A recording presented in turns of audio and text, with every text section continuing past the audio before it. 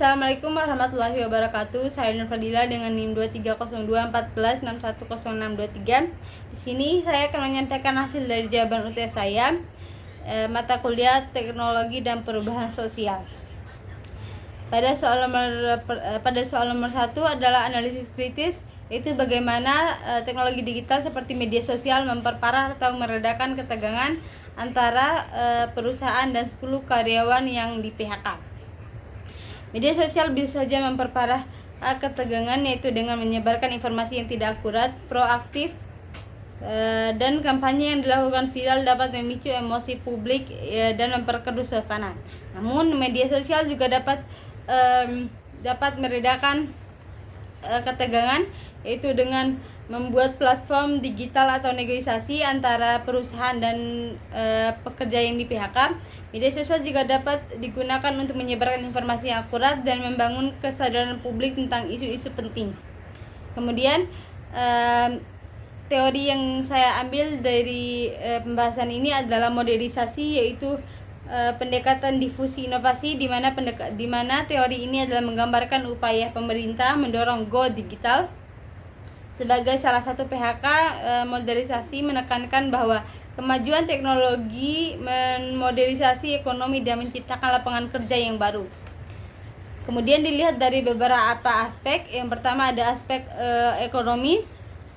Dampak PHK bagi 10.000 karyawan jelas memberikan dampak yang signifikan akibat hilangnya sumber pendapatan bagi ribuan keluarga dan menurunnya daya yang berpotensi memperlambat pertumbuhan ekonomi. Kemudian ada di aspek budaya, yaitu tradisi lebaran.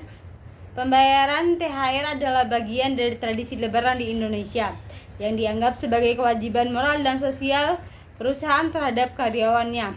Tuntutan GPB mencerminkan bahwa nilai budaya di mana keadilan sosial dan solidaritas menjadi penting. Kemudian ada dari aspek politik, yaitu peran pemerintahan. Pemerintahan berperan sebagai mediator antara perusahaan, pekerja, dan masyarakat. Kebijakan Go Digital adalah salah satu upaya pemerintah untuk mengatasi dampak PHK. Namun pemerintah juga harus mempertimbangkan antara kepentingan semua orang yang terlibat. Kemudian dari aspek teknologi, media sosial sebagai arena debat. Media sosial menjadi arena debat yang penting dalam situasi hal seperti ini.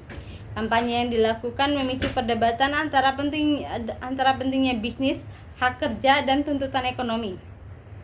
Media sosial juga dapat digunakan untuk menggalang dukungan publik dan menekankan perusahaan atau pemerintahan untuk bertindak. Kemudian pada soal nomor 2 adalah solusi yang berbasis teknologi. Yang A, memanfaatkan potensi transformasi teknologi tanpa mengabaikan prinsip keadilan sosial, yaitu dengan mengusulkan platform THR Digital Keadilan.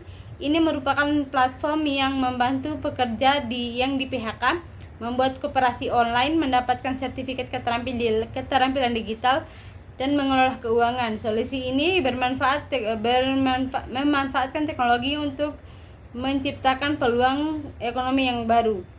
Kemudian B, memitigasi risiko eksklusif kelompok rentan.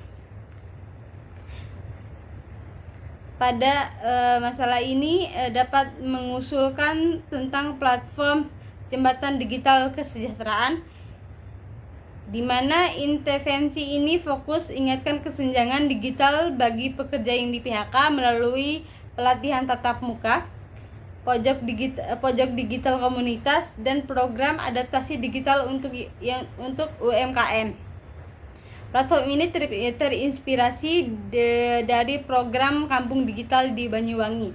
Kemudian yang C, yaitu melibatkan peran ormas dalam ekosistem teknologi tersebut. Dalam ini dapat mengusulkan solusi gotong royong digital. Ormas dapat mengverifikasi kebutuhan, awasi pelatihan e-commerce di platform gotong royong digital, fasilitas koperasi digital, kurangnya lowongan kerja di aplikasi ormas, kurangnya lowongan di aplikasi ormas bantu UKM lokal untuk beradaptasi dengan teknologi.